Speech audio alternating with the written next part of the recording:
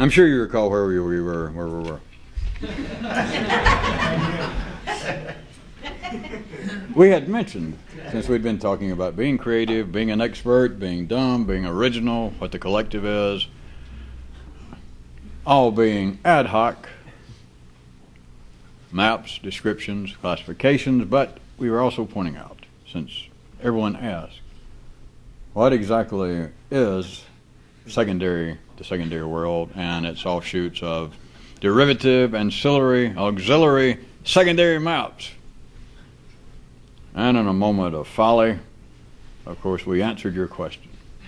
And that's where we were, that we were pointing out that the ancillary maps, in fact, the secondary world itself, are verbal overlays on the primary world.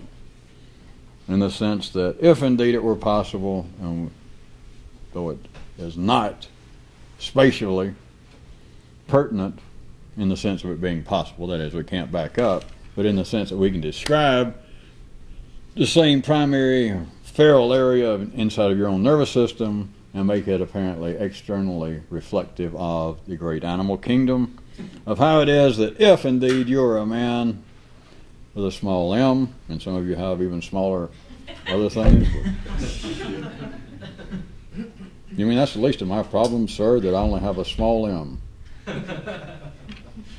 Wouldn't you pay extra for that kind of diagnosis? I don't think of that.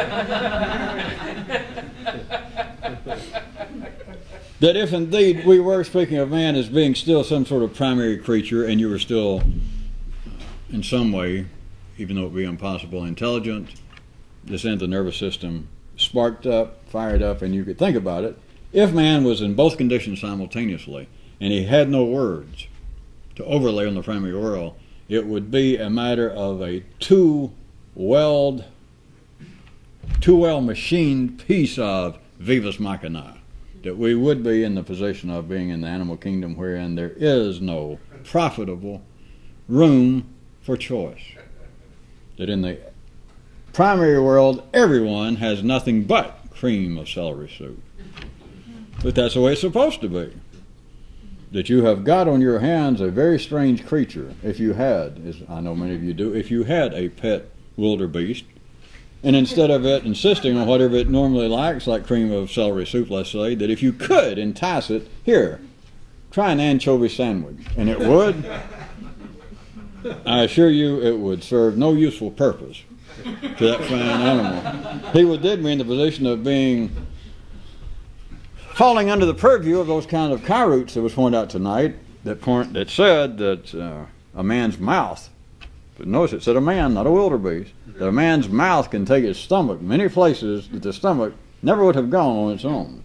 And a lot of you laughed and you thought, well, that just means that people are dumb in some way, or you get all excited and carried away and say, oh, sure, give me a pickle sandwich on it, 2 a.m. That may be true, but there's more to it than that.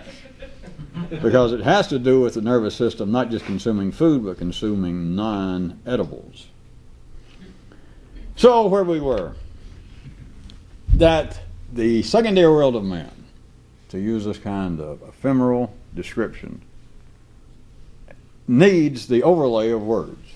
That is why we have been so blazoned as to describe speech as being now the 4th S in man's minimal requirements of sex, sustenance, and shelter.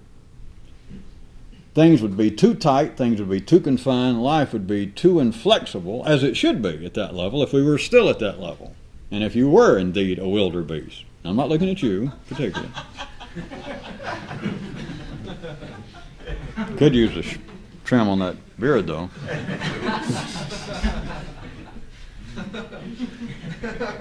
That was not a social criticism. It was just I would hate for you to be out in a national park somewhere and be the victim of mistaken identity.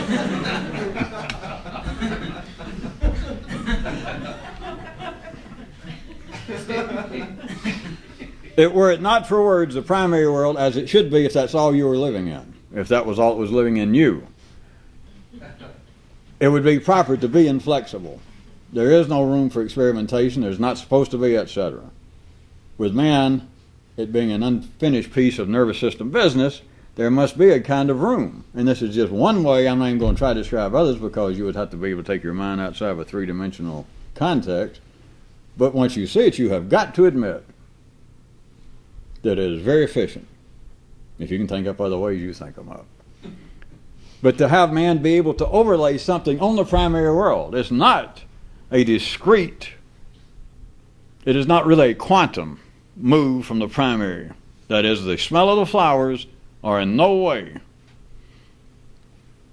discrete from the aroma of the soil, which, of course, gives rise to the grand ideas that they're still using on the playground, that men suffer, or men are produced by, that men are products of psychological, or their psychology is a product of past influences, which you could say they're on the right track in the sense that you could be standing out in the freight yard somewhere and figure, well, there's a train going to come sometime. That's the position that psychology is in, no offense to it, but they're still describing on the basis that it, Dr. So-and-so, did you see a train just move, run by here west?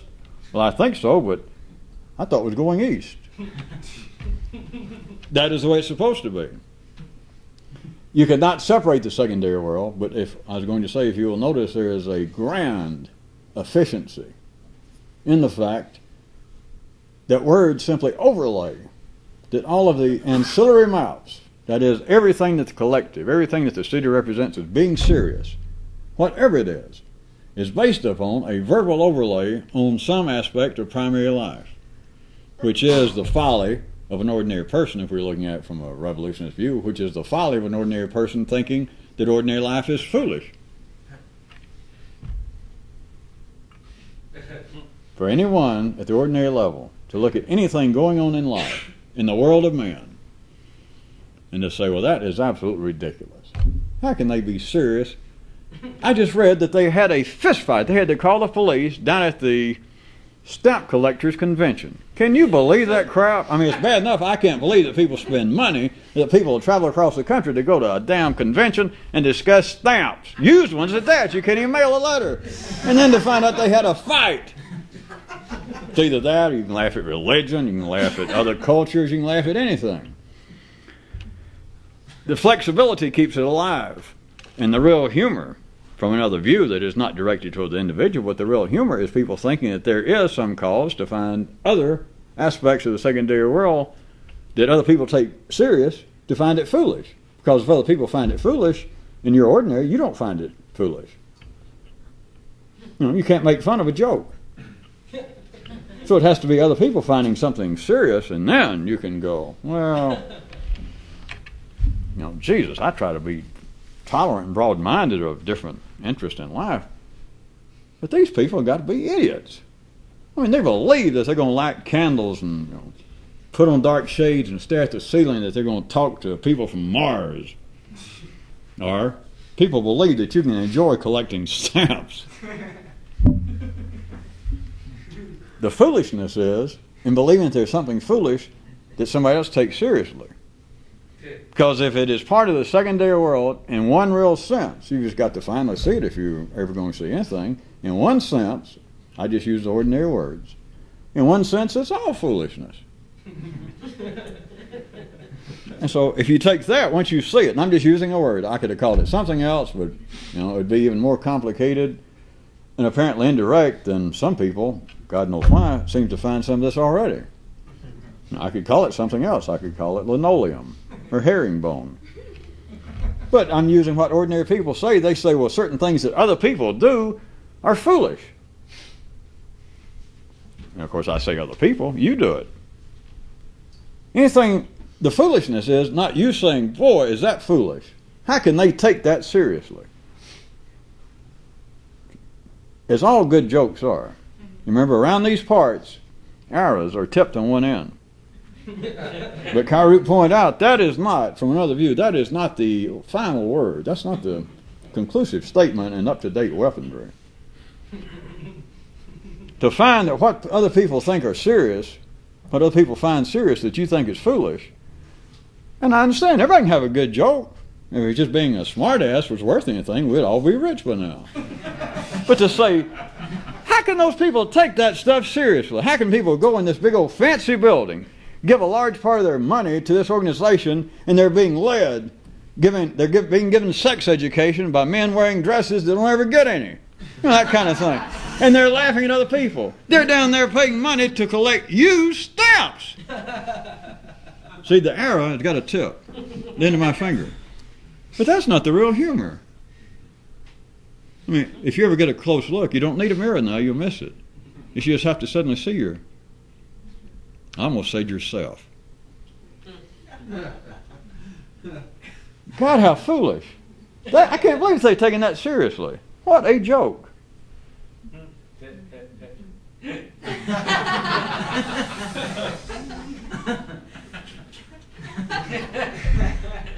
I didn't know I could do a theatrical bit. See, there's the humor. But it's not even humor directed toward whoever was doing it. It's not individual humor. Because if the king, that is the better part of your thinking, as another Kairut, if the king ever started laughing at the people individually, if the king started laughing at people individually, like, God, what a dumbass personally. Remember the show? That proposed show? Of, hey, let's laugh at so-and-so, and the guy told him, I'm not going to laugh at you individually, you as a person, it's just what you're up to. If the king, you, any potential for any advanced thought, if it ever starts laughing at people individually, you toward yourself at the old level. If it ever starts doing that, as the Kairut said, I'm just repeating the Kairut more or less, if a king ever starts laughing at the people individually, both he and the local guide that got him that gig are both in immediate danger of being out on the street, hitting the pavement looking for work. That is, once you start doing that yourself, if you did. That, well, I begin to see through this and what life is, and the more I understand, the more I realize that the rest of the world is just a bunch of goddamn idiots. It's nothing to me, you can say that. But you're in danger of being out of work. According to Kairut, I'm just repeating what I heard. You heard it as well as I did.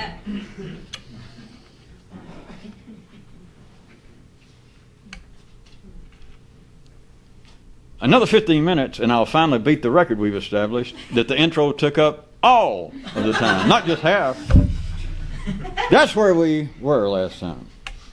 That the secondary world is an overlay, is a verbal overlay. It is words superimposed on the primary. And that from that flows what we were calling all derivative, ancillary, secondary maps and directions with no negative connotation attached thereto. It's simply what it is. Because the primary world, another Kairut tonight, remember some of the cells, said we'd all feel better down, well, you remember it, right?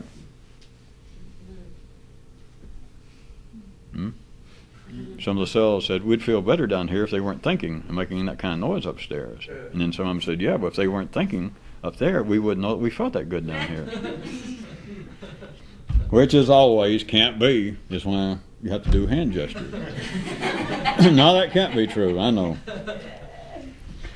So, all secondary maps, all what we're calling ancillary derivative maps, everything that runs the singular world of man, in a sense, and I'm just saying this, and we'll put it in quotation marks, because I've got two hands full of them, is you can say, well, it's kind of a poor relative. It's just a representation.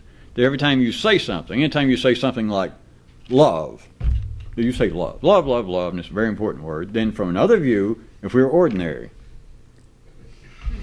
you could say, well, that's kind of a poor reflection of something, because even ordinary people say, well, when you love somebody, you can't really say what it is. That's why God provided Hallmark.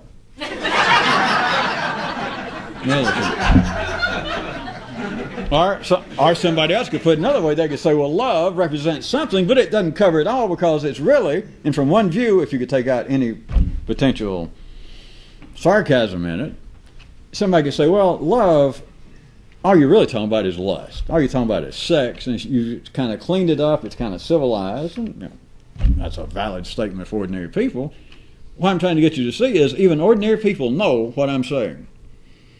that man's world is in some way, of course, they would take this always. They got no choice. They would take it as being either a positive or a negative reference. But ordinary intelligent people, you could say, well, man's unique world, whatever you want to call it. We've been calling it the secondary world. And they could say, all right, I know, I got you. And I could say, all right, man's secondary world is in some way just, it's almost illusionary. And they could say, yeah, like that Kyrute about the guy that saw a movie and thought, who needs this? They could say, yeah, I know what you mean. It's kind of just it's not quite as real as a more basic world. You say, okay. And you can say, and so it's sort of just and maybe they won't jump in and finish the sentence for you and say, well, it's kind of a crude or sad reflection of some other world. Because you couldn't just say it's a kind of reflection. You couldn't say it's a kind of representation, because if they agreed, they got no choice. Operating as it normally does on polarized energy, if they went, all right, I agree, it is a representation. You don't have to ask them, all right, do you figure it's a good representation or bad? Because it's one or the other, remember. Remember from last Kyrute. That's the great thing about humans. If you give them two choices, they'll take one. Well, they have to. That's why God made the original Bastard and Robbins, which all this 31 flavors is a joke, remember, because you can only order one or two at the same time. So, I mean, that's just one of those pleasant illusions that life has provided, because what it really says in that logo is Bastard and Robbins, 2 flavors. Because that's all you got. They just put 31. They could put 131, but still 2 flavors. Which do you want, this one or that one? You're getting that good, aren't you? Or the person says, you want this one or some other kind? Some other kind. Well, now we're getting somewhere. It is not that the secondary world, it is not that the derivative maps are in any way less, better, up or down, positive or negative. It is simply that it is something else. The bloom of a flower is not the same thing as the soil, but it smells based upon the soil, the aroma of the soil. So where we were, God Almighty. 10 minutes. All right. All right, based upon all of that and the need for the maps, then I was going to point out that while these derivative plans and the maps work quite efficiently, work quite well, quite properly, and affording man a kind of stretching room away from the primary world, a kind of looseness so that man can grow. While this is all proper and correct, also note this, that derivative maps work most efficiently when they are passionate. I must admit there is a certain degree, which I'm about to try and take up the slack, but of understatement in that to begin with. The maps are most useful.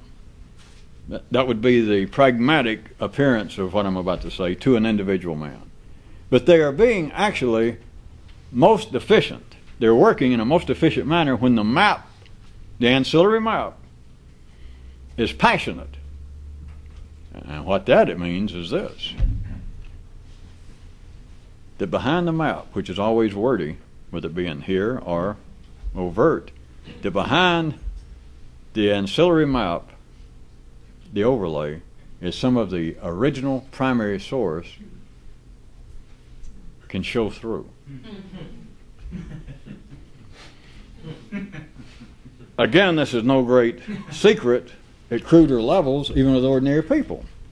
I mean, there's somebody singing right now, a couple of guys sing somewhere in a trailer at a used car lot or in somebody's office that they're trying to work up a new door-to-door crew of selling encyclopedias. As they're telling the would-be salesman, listen, it's not so much what you tell people. Who the hell is ever going to read these 112 volumes of books? It's not so much that. When you got all this fancy literature, the company furnishes this. I mean, look at this. Each one of these brochures costs the company, I know for a fact, costs them 30 cents. And if they want something to read, they can read that. Most of the people that buy this thing, that's the most they're going to read is that damn brochure. And you can tell them things. You can start trying to quote the statistics. You can hold up and open the folder and show it to them that 49.7% of those who get into college had access to a set of encyclopedias in their formative years. Now you can tell them that, and you can point out that 63.7% of those who responded, who were CEOs in the Fortune 500 companies, stated that they had at times referred to encyclopedias in their formative years. Now you can tell them that, and you can show them the stats. Now, I'm still playing the part, see, with this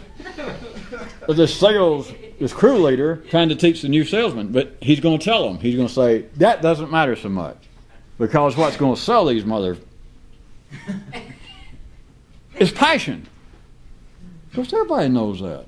Even people who are not salesmen, everybody in show business knows it that makes any kind of living. All ministers know it. All rabbis, they all know it, whether they know it or not. How else can you conceive of the fact that someone can take one piece of material, the Old Testament, the New Testament, the Quran, and for 15 or 2,000 years beat that mother, flog it to death? Because from one view, if you're outside one particular religion, you can say, yeah, boy, right on. No, how crazy. It's not crazy. But if you turn on, some TV evangelist, or you go out in person to, a church or synagogue, you think, well, I'll see what's new. I haven't been to church in a long time. Ain't nothing new. They're going to say, well, here we are, a new world order. Communism is falling apart. The Eastern Bloc is just crumbling. I mean, it's a miracle that we've lived through this. I'm playing the part of some minister or rabbi or priest somewhere. You go, yeah. He says, yes, but let's refer right back to Ecclesiastes or John 7:14, where the Bible or where the Quran. And you think, well, I hadn't been here in 20 years and they're doing the same thing. Right. But that would be that'd be the kind of ordinary person attacking derivative maps again, saying, are those people serious? Because people are not there to listen. That's like saying that theological thought has got to be the poster boy for an oxymoron. So that's what you see listed in the dictionary next to the word. It's not that, because the apparent information, as they would call it, from a salesman, from a priest, everybody. But the secondary map, the derivative map, which is what all maps are in a sense, when they're operating efficiently, the passion of this primary world, which the primary world is, if you needed to be reminded, a world of passion. Lions, dogs, wildebeest, they're either taking a nap, but if they're up moving around, they're being moved around by what humans would call passion. It's only humans that apparently can take their stomach somewhere that the stomach didn't have any engine going. That is, the stomach is not out roaming about because it's hungry, and suddenly there the stomach is in an Albanian nouveau cuisine restaurant, whatever the hell that would be, for one reason, that this stomach's brain went by there several days ago. We'll assume it's a male brain and stomach all in this one organization. And it looked in the window and saw this fine-looking waitress. And so now the stomach is there about to partake of nouveau Albanian cuisine.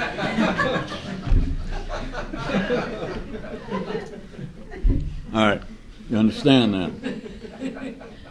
Then for the secondary ancillary maps of man, of all forms, I just picked out the easy ones: religion, or the easiest, all sorts of salesmanship, all forms of sales. The commercial world, which is no worse or no better than any other part of man's secondary world, but everybody in advertising knows that. You can't just give people information. Talk about being unsophisticated. Talk about not, I'm sure they would say beforehand, they wouldn't even try it nowadays. You can't come on television, for instance, and say, the following is an ad for the 1992 Buick, and list very important technological improvements. I mean, they may list some, but you do understand they got music, they got visuals. It's simply passion. It's not that it's wrong. It's not some kind of trick, unless you want to join the guy that's going, are they serious? They think I'm going to fall for that crap? They got a girl walking out here in a bikini. and showing beer or staying next to a Buick. Ha! They're not fooling me. Fine looking bitch, but they're not fooling me. Are they serious? They think I'm that dumb?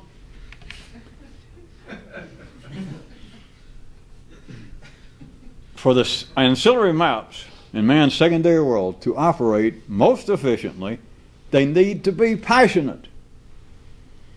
And rather than you joining in with a great chorus of everyone pointing at everyone else saying, God, are they so stupid that they think I'm going to take that seriously?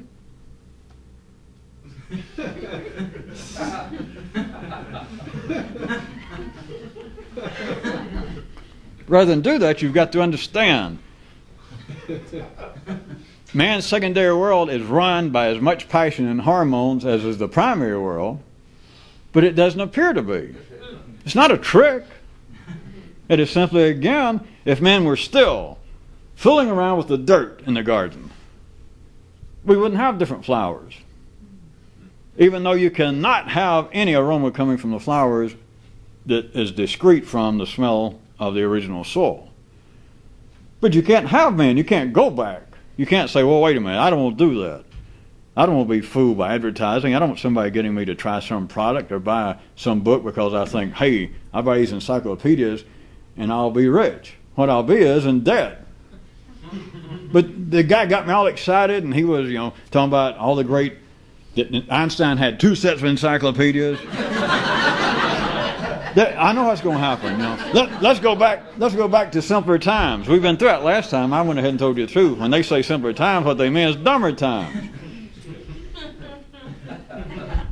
The passion, the more a secondary map is working, whether it would be in entertainment, movies, education, religion, anything out there in the city, anything in man's secondary world, and it changes. It's not that one map goes on and on and on, but any map at any one time, it may just strike you. It may be an individual thing, and it may be ephemeral. It may just hit you for 1 minute, 1 day, an hour. But when it is operating most efficiently, the map, as cold-blooded as it may have appeared, and especially with somebody else's, is when you point your finger and say, can they be serious? And you may even repeat whatever it is that they're talking about. That is, you give some detailing of their ancillary map, and you're laughing at it. And what you're saying is, it has no passion to me. It is bloodless. You want me to call life again and say, well, this guy's got figured out again through a personal anecdote. He has reality figured out. He says, screw that stuff. There's nothing to it. I listened to it, I looked at it, and it means nothing to me.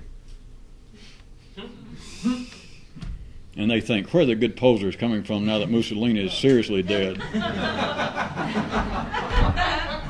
It's coming from everybody that goes, are they serious?